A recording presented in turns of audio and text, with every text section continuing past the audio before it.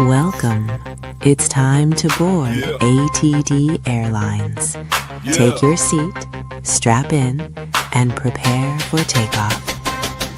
Gold dripping off the ropes, family tree colossal, bloodline royal, built on that gospel, legacy deep, no shallow pool splashing, dynasty rise, all doubters get to crashing. I acknowledge the dynasty, crown so heavy, you see in the flames, every move stays steady, from the islands to the stage, the family's decree, bow down, feel the power, this is royalty. Palm trees whisper where the legends were born, tides carry tales of the mat they adorn, from Rikishi stomp to Amaga's rage, history inked on a champion's page, red lace the carpet, some morning drums beat, echoes of the forefathers under our feet, our feet, our feet. I acknowledge the dynasty, crown so heavy, you see in the veins, every move stays steady, from the islands to the stage, the family's decree, bow down, feel the power, this is royalty, royalty. Fire in the eyes, that's the bloodline's code, generations built the path, we just walk the road.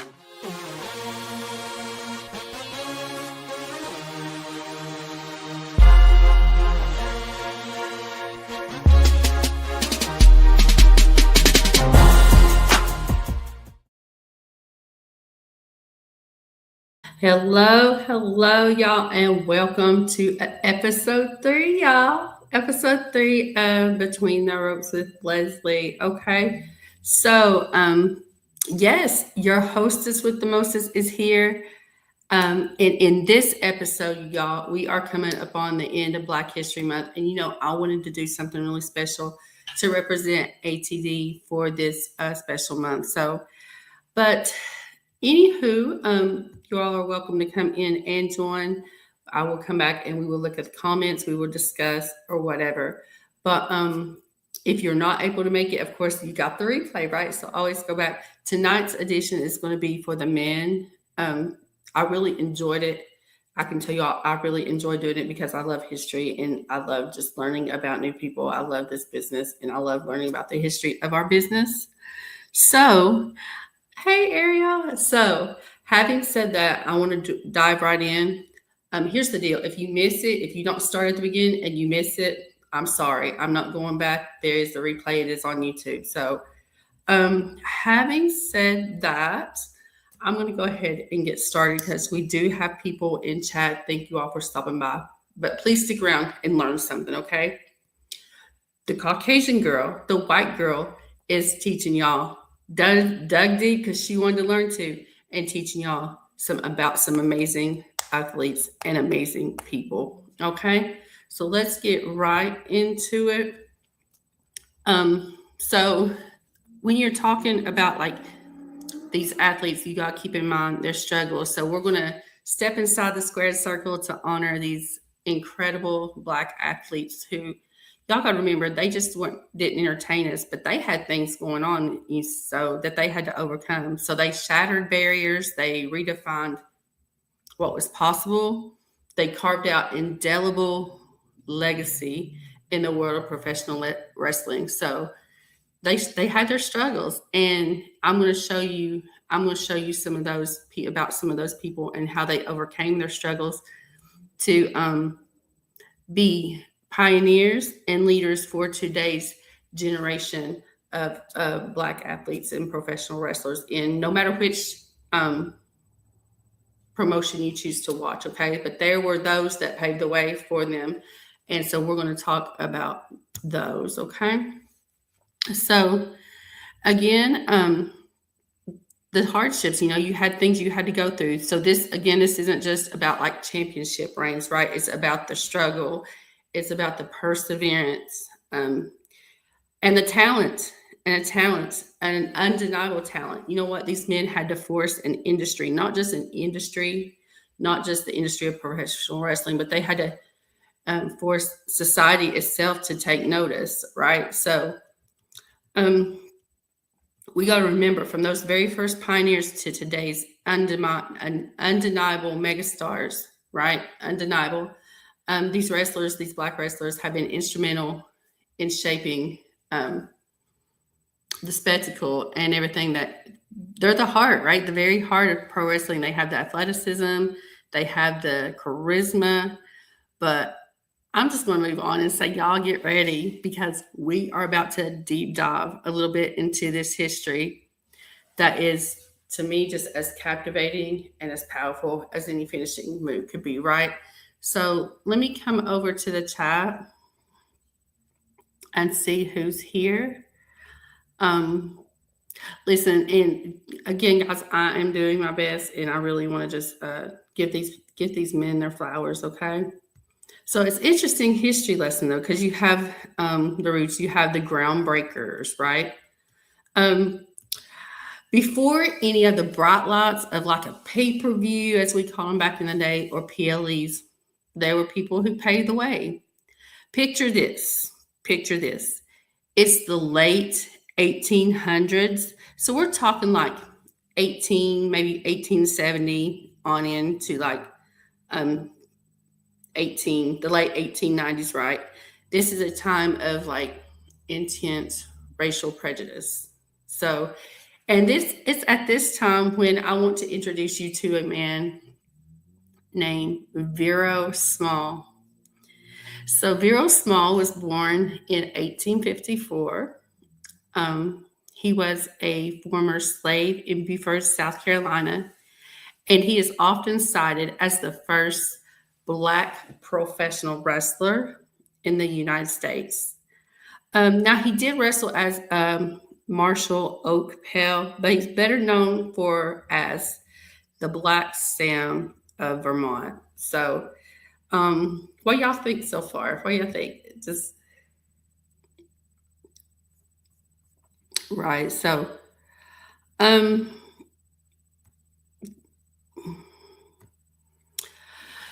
anyways, as we were saying, I lost my train of thought. So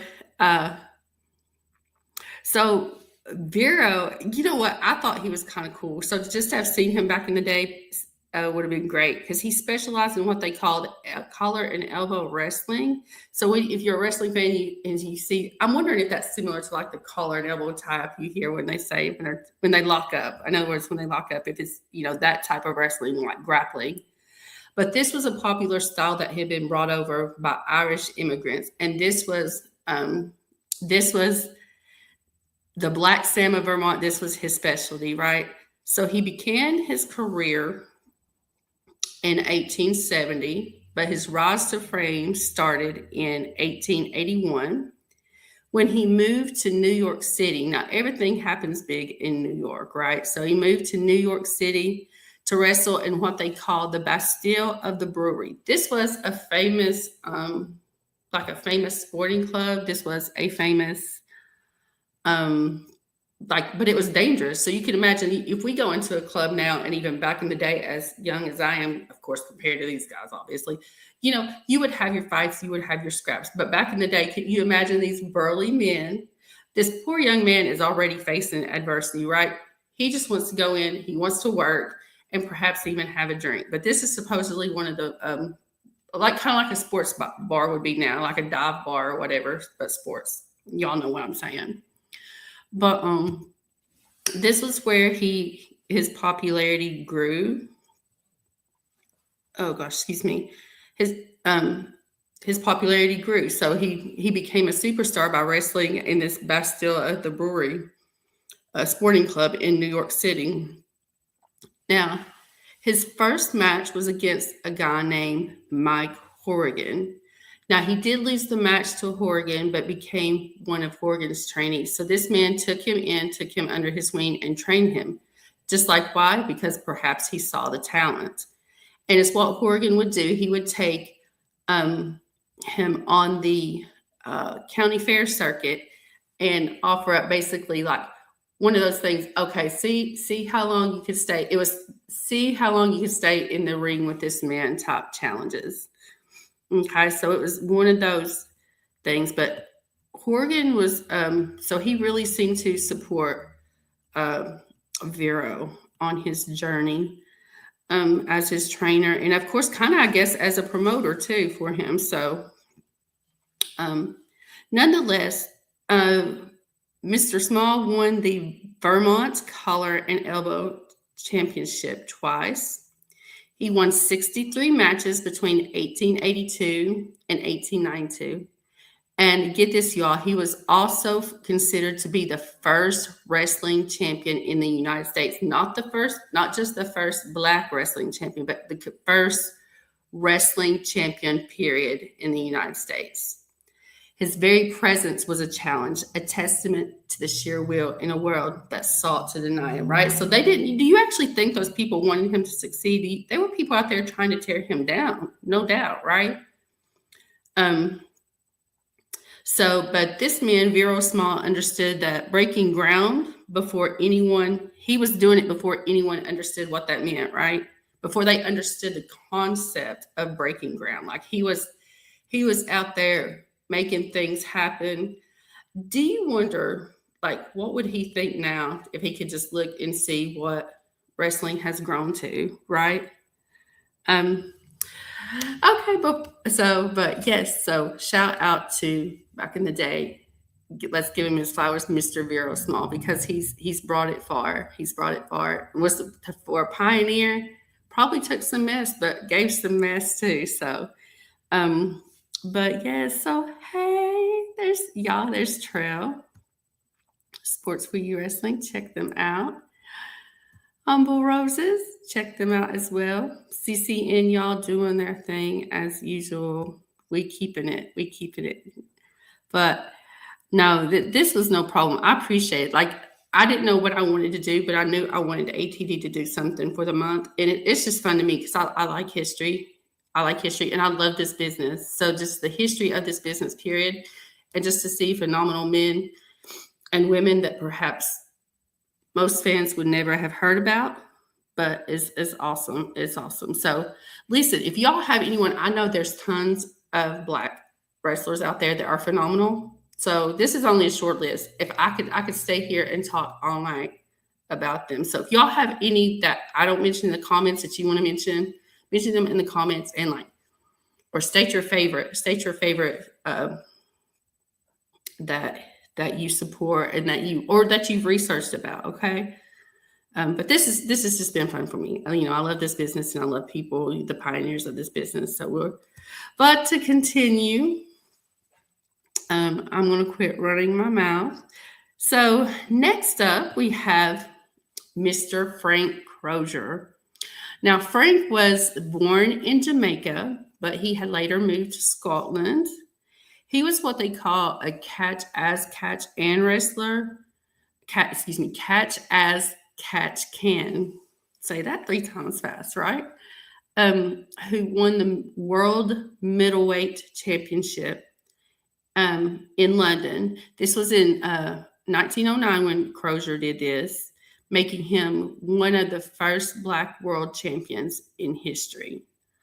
Now, notice I said middleweight. I did not say the first world heavyweight champion. I said that he was a world middleweight champion. Okay, so before y'all come correcting me, trying to correct me rather. Let's get that straight. But he was also awarded the prestigious Lonsdale belt. Now, if you are a fan of another sport, you've heard that name.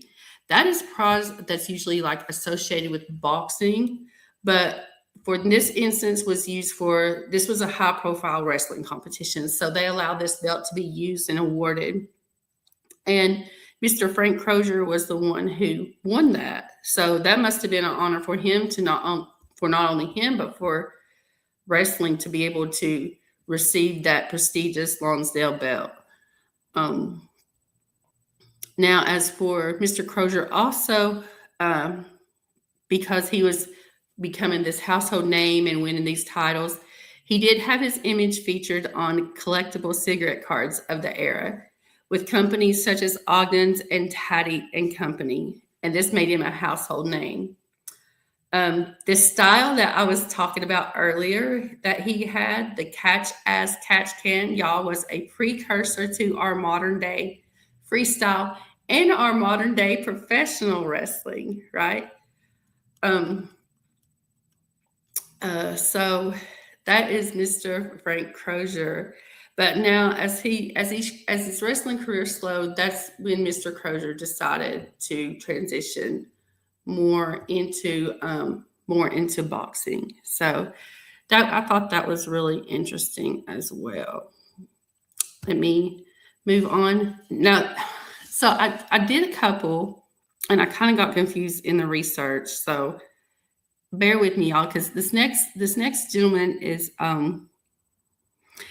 Regis Siki. He was born in 1899 and was a trailblazing wrestler throughout the 1920s and 30s. Now, he was a pioneer who held such titles as the World Colored Heavyweight Wrestling Championship, and this gentleman also competed in Europe. I wanted to find out more about Regis, but I saw two that were similar, and I didn't want to get that wrong. So I'm pretty sure these facts are factual about him. So I may look more on him later for my personal research just to learn more. Now let me introduce you to Mr. Burl Jack Claiborne. Jack was a master technician of the 1930s and 40s, and who had held various Negro World Heavyweight titles. Now, he held these titles during, I don't have much on him, but the big thing about him is he held these titles during a time of segregation. You got to remember, you had that time period where you just had, blacks were here, whites were here, and they had to be in their perspective areas. Like, obviously, we know during the civil rights movement, you couldn't go certain places if you were black. You couldn't do this. You couldn't do that, which is totally wrong. Okay, which is totally wrong. But this happened. This happened earlier for these pioneers. So we're going to read about some things. You saw these wrestlers go in and they would wrestle in white only arenas. Couldn't you imagine that? That would be crazy to me. And I just wonder if they were scared, or if they were just bold and you know what, I'm going to do this and I'm going to make a difference. So, but we shall see. So let's continue. I want to find out more about Mr. Jack Claiborne too. So that's another goal of mine. This next gentleman, if you're a wrestling fan, y'all should know Bobo Brazil. So we're going to fast forward a few decades, and we find a man whose name still echoes in the halls of wrestling history. Y'all, I just said it right, Bobo Brazil. So, but Bobo wasn't just a wrestler. He was like a phenomenon, right? Like cultural phenomenon. He had his signature cocoa butt, headbutt. He had his charisma, but yet he had his struggle as well. So Bobo had faced immense racism and segregation throughout his career. In the 1950s and 60s is when he became a mainstream star. And this is when he began to draw huge crowds, right? So let me get in my notes here. So the thing with Bobo Brazil that stuck out in my mind in my research, I did notice is he had won the NWA World Heavyweight title. Notice I said, quote, won it, right? But he refused to basically accept it. He refused it because it was due to an opponent's supposed injury, right? So, and this opponent just happened to be the Nature Boy, Buddy Rogers. Now, if y'all are wrestling fans, I'm getting up into that era to where you've probably started hearing some of these names. Okay, but let's continue. This is good. This is good. I'm proud of this one. Let's see. So with Bobo refusing to take this title was a testament to his character and the complicated racial politics of the time. Bobo Brazil was proof that talent transcends color, even when institutions tried to deny it. So now the thing with Bobo, how I said earlier that some of them would compete in white only arenas. He was one of the first to do this, one of the first black wrestlers to compete in a white only arena. So that was a big thing he had to overcome with rivalries with with Bruno Sammartino. And finally, in 1994, this man got his flowers, but he deserves so much more, right? So in 1994, he was a WWE Hall of Fame inductee and was introduced into the Professional Wrestling Hall of Fame in 2002. Okay, so that is Bobo Brazil. And then there was Bearcat Wright. Now, Bearcat was a wrestler. He was an agile wrestler. He moved with surprising agility. But the thing with Bearcat is like he wasn't just a wrestler. He was an activist. So he was on the front lines in proverbial fighting in the ring, but also in the front lines fighting for others, for other Black people and for their rights and things as such. But he refused to wrestle in segregated arenas. This put his career on the line for his principles, but he refused. He stood his ground, right? And in 1963, he became the World Wrestling Alliance World Champion. Now, this accomplishment for Mr. Wright solidified his place in both as a sporting legend, not only just the sporting legend, but a civil rights icon. So he proved that the fight for equality wasn't just outside of the ring.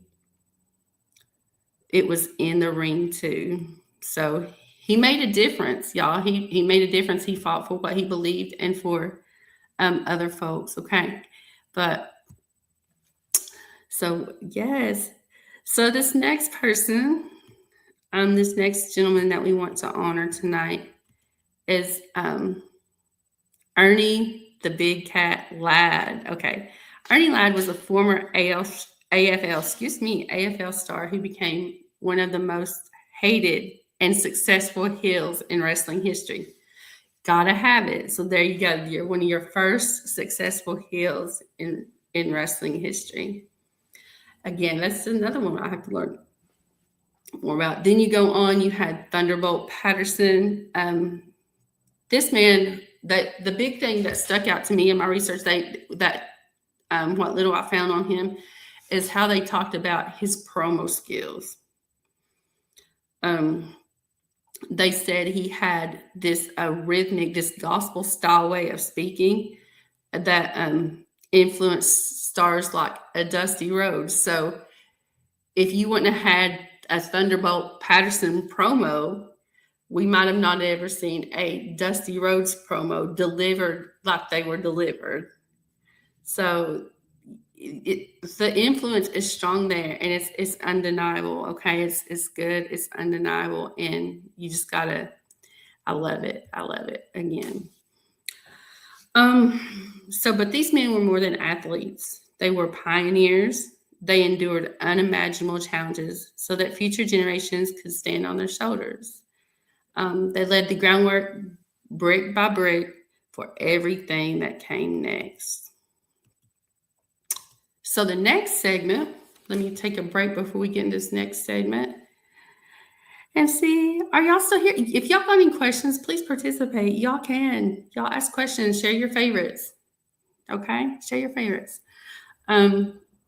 We will be doing the women's episode. Hopefully I can get the women's episode together by the end of the month. I really want to do that one too, because there are some amazing ladies out there that pave the way for those young ladies as well. And I want to cover the Sasha Bianca WrestleMania main event. So I love that match, y'all. That was so good. It was emotional. Oh goodness. Okay, but to continue with the fellas. This next segment is the breaking the glass ceiling. So for decades, the ultimate prize in professional wrestling, the World Heavyweight Championship, it remained out of reach for Black competitors in major promotions. So we all know the history there. If we're fans of any of the major promotions, we know the history as far as that's concerned. But there were champions They were champions, but none of them were at the very top of the biggest stages. But there was a moment that changed in the industry that changed it. I remember this. It was August 2nd, 1992. Picture it. WCW's main event. Ron Simmons, y'all, a powerhouse from Warner Robins, Georgia. He hoists Big Van Vader onto his shoulders and slams him to the mat for what? The 1, 2, 3. History was made. So Ron Simmons officially became the first recognized Black world heavyweight champion in a major American wrestling promotion. But this wasn't just a championship win. It had signaled a shift, a crack in the seemingly unbreakable glass ceiling. He shattered it. And for every Black child watching, it was proof that they too could reach greatness in the sport of professional wrestling that we all love. It opened up doors and ignited dreams. So you have in this era as well, you had Junkyard Dog. Now I remember Junkyard Dog, but he was the face of the Mid-South Wrestling and one of the most popular WWE stars in the 1980s. You had Bad News Brown, who was a legitimate Olympic judo medalist, known for his no-nonsense loner persona. I wasn't able to find much on them, but I'm sure you could because they're newer superstars. So if you do like newer, we're not talking back 1900s and 1920s anymore. So this is newer, more modern day superstars. You had, let's see. So of course you come on down through time, through the 90s. You have, of course, Mr. five-time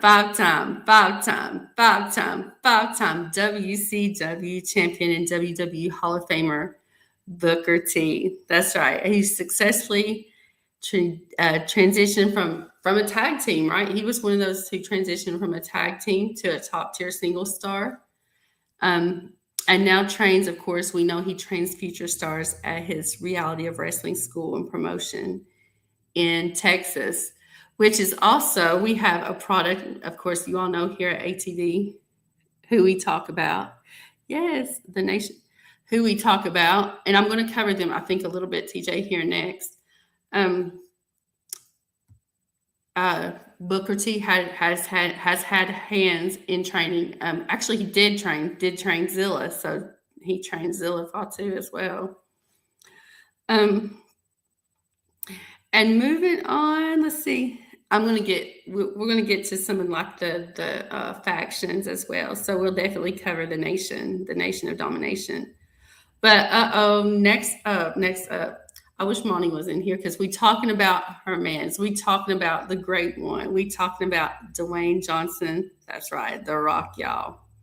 Became the first third generation Black and Samoan superstar, and is arguably the biggest star in the history of the industry. So let's think about though these breakthroughs, all these accomplishments. They just weren't limited to individual superstars. Speaking of The Rock, let's not forget the incredible Soul Patrol, Rocky Johnson and Tony Atlas. In 1983, they carved their names into history and became the first Black tag team to capture the WWE Tag Team Championships. Their athleticism and undeniable talent paved the way for future tag teams of color. Of course, with multiple reigns, we go back to Booker T, right? Continue more on Booker T from his early days in Harlem Heat. Harlem Heat with his brother Stevie Ray. And of course, he had his incredible singles run that I talked about a few seconds ago. But this run culminated into a King of the Ring victory. and he saw multiple championships in both WCW and WWE.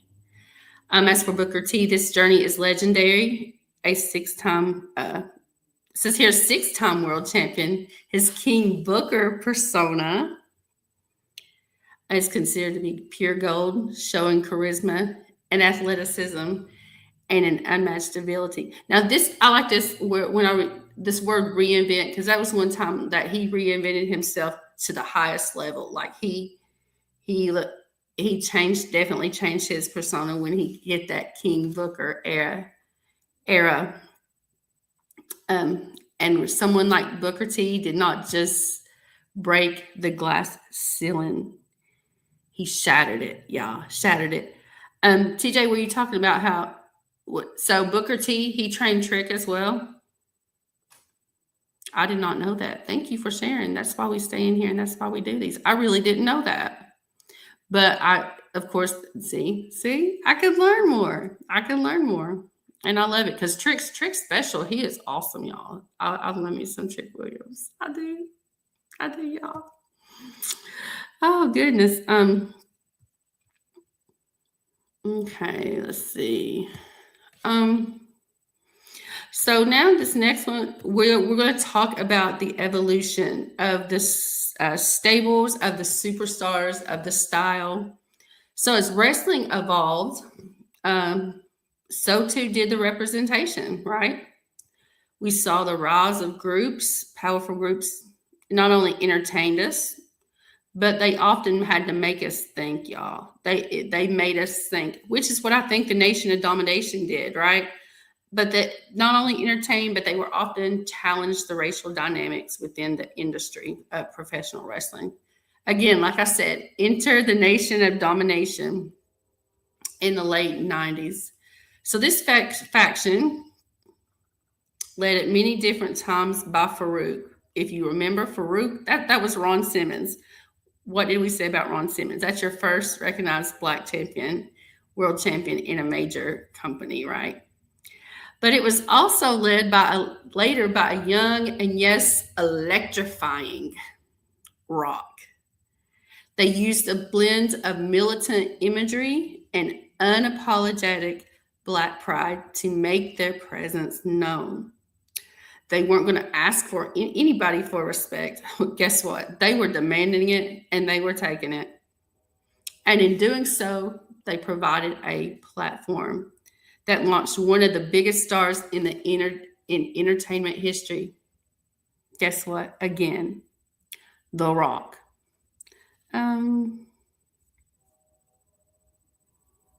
Let's see. TJ says, let me go ahead and show this comment here. Did the King Booker run occur after the controversial run occurred with Triple H? You know what? I don't know. Again, I could research that, couldn't I? I don't remember. I remember, it's so weird with me remembering wrestling stuff because, if we talk about, I can remember it, but I can't remember necessarily a lot of times the scenarios or the time. I like how Monty can pop off like WrestleMania. Oh, that happened at WrestleMania 31. I'm like, what? I can't remember all that, but I remember the match. I can't remember. I'm not good with the stats and statistics like she is and all that. And the side notes, like this question here. But okay, so good deal. So Booker did train Trick. Awesome. So yes, they this launched the career of The Rock. This because that's when he became more outgoing and more outspoken and more into growing into his character is when he was with the Nation. But that of Domination, that's my opinion, and I'm sticking to that. I like Nation of Domination Rock. So we're going to fast forward to the 2010s and a group that emerged completely redefined what it meant to be Black and successful in wrestling. I am talking about none other than Kofi Kingston, Big E, and Xavier Woods, who were collectively known as what, y'all? The New Day, right? So, but they weren't just talented, y'all. They were hilarious. They were athletic. They were innovative. And one thing they did, they brought humor. They brought pop culture references, these big personalities all the time while they broke records as the longest reigning tag team champions in WWE history. They proved that Black excellence could be colorful, joyful, and ultimately dominant, right? Ultimately, because they were amazing at the same time. And it did not matter if it was a 6-man tag or what combination of the New Day had the tag match. It was a New Day win. And the personalities, again, you had different personalities that just meshed so well. They were fun. It was great. It was great, right? Let me see, since we're talking about some of these that you younger guys know. All right. Yeah, so y'all come in. Shout out to y'all. Thank y'all for joining me. I know I didn't promote this like I wanted to, but I wasn't for sure if I was able to do. Okay, so in more recent times, we have the Hurt Business Week with MVP Bobby Lashley, Cedric Alexander, and Shelton Benjamin. Now, they presented like a different kind of dominance. Lashley was a multi-time world champion and a dominant powerhouse both in WWE and MMA. Benjamin is widely considered to be one of the greatest pure athletes to ever step in a ring. I wouldn't argue that. I'd argue that with anybody in his favor, of course. They were suave. They were sophisticated. They were ruthless. The Hurt Business embodied powerful, no-nonsense Black excellence that commanded respect and titles during a challenging era for professional wrestling. Now, these factions, they weren't just collections of individuals. They were statements. I like that statement because, like, if you notice, each faction had an agenda. They had a purpose. They had a reason for being. They had a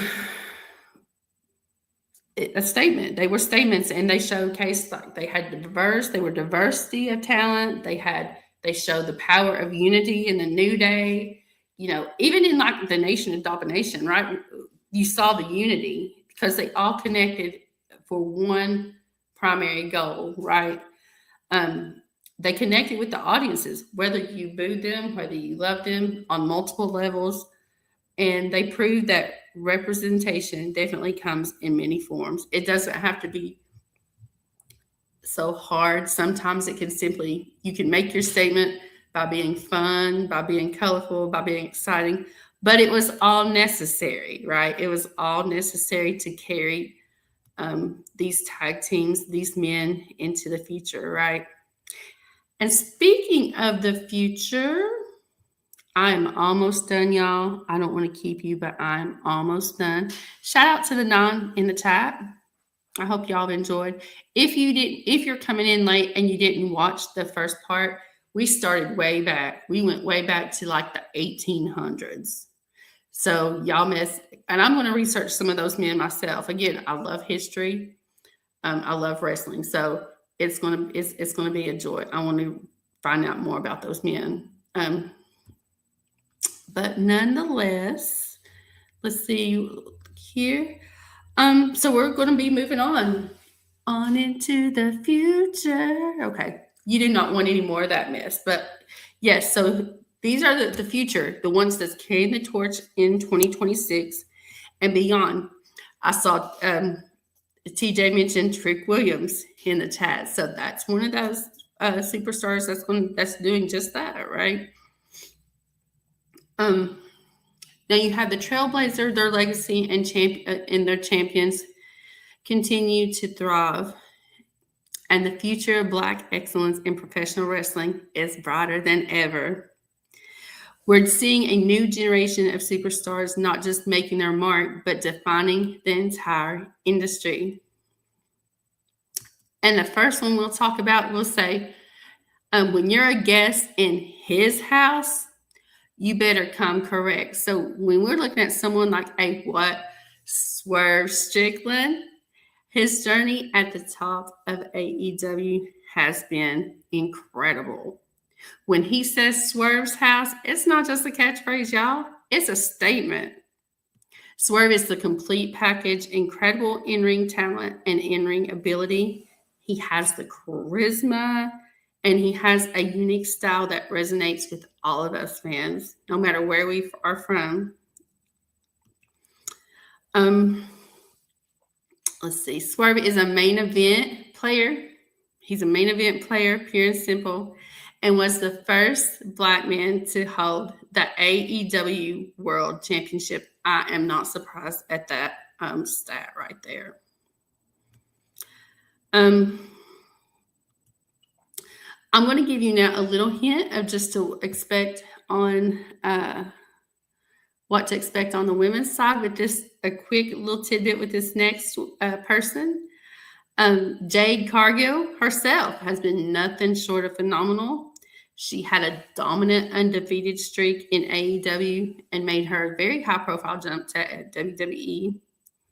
This young lady possessed the aura of invincibility, a powerful presence, and star quality that's impossible. Y'all, tell me when Jade don't walk through that curtain that y'all don't take notice.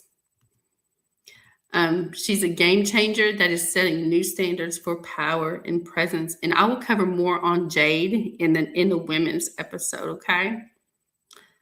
So, and finally, the future is increasingly incredibly exciting. And I've listed here some of my faves with the likes of course, we were talking about Swerve in AEW. In WWE, we have talents like Trick Williams. We have Oba Femi, y'all. Oba Femi. We have the young OG himself, Mr. Bouncy, Javon Evans. And so let's go back and talk about Trick Williams. Trick has this charisma. He has this swagger that just captures us, right? And he's a star, y'all. Oba Femi, what can I say about Oba Femi? Oba he's physically imposing for one. He's an incredible athlete, and he's ready to hold. You know what? Oba's going to hold championship gold on the main roster real soon. I gotta believe that. And if he doesn't, they've messed up, and they need to just. Yeah, TKO, get it together and put some championship, put some gold on that man here soon, okay? That is not a request. That is a demand. Oba Femi needs to be a champion. Okay,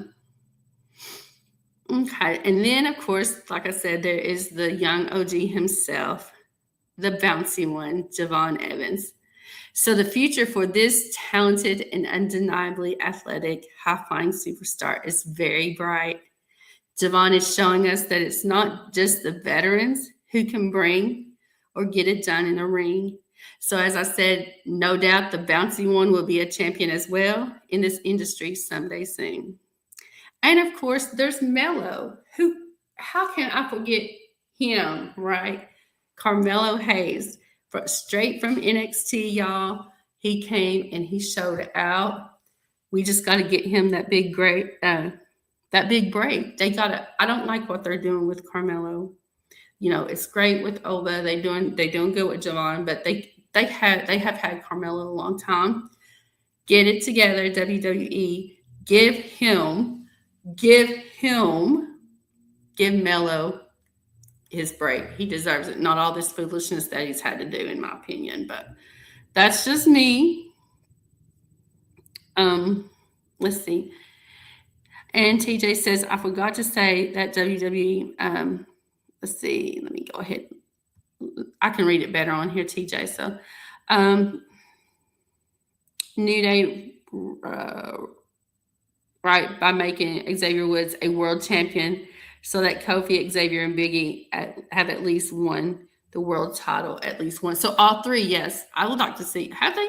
So they haven't all three won the title yet? Okay. They need to all three win that title. I'm a big advocate for the New Day. I love the New Day, y'all. even in their mess. Even in their mess. We love the New Day. But yes, make it to where they're all three champions, and do something with Carmelo. The young man is talented. He deserves better, in my opinion, than what they're doing with Carmelo. But nonetheless, these are the faces of tomorrow, and they are already making a huge impact today. They are carrying the torch with pride and with incredible talent to match. These athletes and many others, they're not just building on a legacy, but they are making it bigger. They are changing it and ensuring that Black history in professional wrestling is a vibrant and always changing story of triumph and an unmatched skill, and that it will always be a main event. So as we wrap up this special episode, I hope that you all have gained a deeper appreciation for the incredible contributions of Black athletes in this amazing sport that we all love.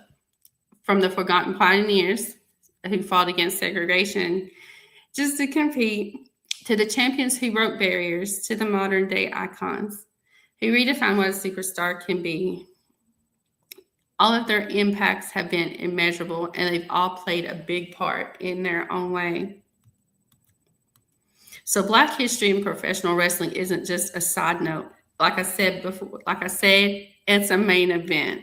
It's time we all take notice, but it's a testament to resilience, to talent, and the enduring power of the human spirit to overcome adversity and achieve greatness. Let's continue to celebrate these legends, acknowledge their struggles, and cheer for the future generations who will undoubtedly continue to make history inside and outside of the ring. So thank you for joining me on this journey. I often wonder, what would someone like a Vero Small think of someone like a Trick Williams? What would someone like a Frank Crozier think of someone like a Javon Evans? What would Bobo Brazil think of Obafemi? Wow. What would oh goodness, what would Junkyard Dog, what is he thinking, or what would he think about these superstars now in the business? So I'm super, super proud of them. TJ says his hot take is he thinks Trick Williams will be a world champion before Oba and Carmelo Hayes. Yeah, Trick's, yeah, he's undeniable. But I want to see Oba with a title so bad. I do, y'all. I'm a big cheerleader of Obafemi. We all are at ATD. We love some Oba. We love the ruler. And I can't do it, but anyways. So I'm going to do some Did You Knows with you all real quick. Did you know, so the heavyweight first, so how we did talk about Ron Simmons in 1992. But did you know that in 2019, Kofi Kingston became the first African-born WWE champion in history? His Kofi Mania win at WrestleMania 35 is still considered to be one of the most emotional moments in wrestling history. And with the royal legacy, the Junkyard Dog was so popular. So did you know that he was so popular in the Mid-South Territory in the 1980s that he was often the top draw over world champions? He was the first wrestler also to have his own entrance music, which he came out to Another One Bites the Dust, changing the way wrestlers walked to the ring forever. And then, of course, there was the Olympic standard himself. We cannot do a Black History men's wrestling episode without mentioning this world champion, the world's strongest man, Mark Henry, who was the world's strongest man for real. So he's the only person to ever hold the drug-free American weightlifting and powerlifting super heavyweight records at the same time. And wrestling fans who could forget the legendary Hall of Pain? run late in his career. All right, y'all. Okay. So I hope y'all, even though it's just a few of us, and that's my fault because I did not promote it. I hope y'all enjoyed learning a little bit of history. I did my best on it. But I enjoyed what I did. Okay, I enjoyed what I did, and it was an honor to do it. Because to hear of a man like a Vero Small and like Frank Crozier and Big Daddy Siki and all of them, just to imagine, what they went through. And then you come on down, you got, the Soul Patrol, you got Rocky Johnson, and I could go on. And I probably forgot some wrestlers, so forgive me, because I'd be here all night, right? I just tried to, through my research, tried to go back as far as I could, and to get those firsts, to introduce y'all to the first. And then I tried to, just come on through time with some, and put a spotlight on some of the performers that we've seen throughout our childhoods, and then into the future that we're going to see, right? I didn't know if I wanted to do it. I'll be honest. I didn't know if I wanted to do it because I didn't know how this one was going to go, but I really enjoyed doing this one. And I got to give the women their flowers too. Okay. I got to give the Black women their flowers too, because they have some stories as well that deserve to be told, especially those Black female wrestling pioneers. They deserve to have their story shared. So, and I'm honored to be the one to be able to research that and share that with you all. But nonetheless, we will have a little bit of a surprise for you Monday. I'm going to go ahead and just update it and close it out. I hope y'all enjoyed. You can find us on X at ATD Podcast 23, IG at acknowledge_the_dynasty, TikTok acknowledge.the.dynasty, and all across social media platforms. Guys, our episodes that we put out, our podcast episodes themselves, are also on the YouTube. You know what? Subscribe and set your notifications. Let's see. Today is Saturday. Again, and I should have said this already. If it's okay, I'm going to say Happy Black History Month. If that's okay. I've always wondered if that's okay, but okay. I'm going to say it. Again, honored to do the episode. Honored to do the women's episode. As far as ATD is concerned, we will be back Monday, y'all. It's just 2 more nights. You got 2 more sleeps, and then ATD will be back. So, and we got a surprise. That's all I'm going to say. And I want to say something so bad, but I don't want to. But I'm so excited. It's been a month. That's all I'm going to say. But I'm super excited. And listen, y'all, have a great night. TJ, I hope we're going to see you Monday, right? Anyone in chat? Is it TJ? Is it just you? We going to see you Monday? Bring some friends. No spoilers. Okay, no spoilers, but I'm excited, y'all. That's all I'm going to say. But it was a complete honor again to do this. So, yes, sir. And I want to see you. I miss you when you're not there. We all do. I miss my regulars when they're not here. And you know what? I'm going to try to do better to promote the women's Black History Month episode. I really had a hard time of whether I wanted to do it because I was afraid of what people would think. But when I want to give flowers, I shouldn't worry about what people think, right? So that's why we went ahead forward and did it. So I'm proud of it. But until next time, y'all. I guess the women's episode will be episode 3, part 2 of the Black History Month. And then next month, I'll go ahead and I know we were planning on to do the magic of house shows, but then that could be for March. And that's already prepared. That episode's I've done research. That episode's done. So that's what I got planned, y'all. ATD will pick up on Monday. We'll do Mondays and Fridays. We got TJ, correct me if I'm wrong. We got Elimination Chamber this week, I believe, but that is it. That is it, y'all.